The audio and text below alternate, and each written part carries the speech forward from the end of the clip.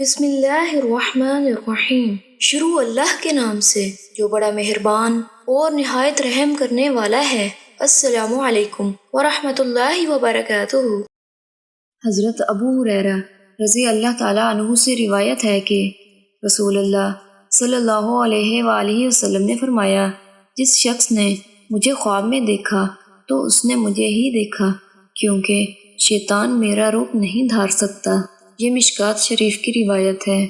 حضرت ابو ہریرہ رضی اللہ تعالیٰ عنہ بیان کرتے ہیں، رسول اللہ صلی اللہ علیہ وآلہ وسلم نے فرمایا، جس نے مجھے خواب میں دیکھا تو وہ عن قریب حالت بیداری میں بھی دیکھے گا، اور شیطان میری صورت اختیار نہیں کر سکتا۔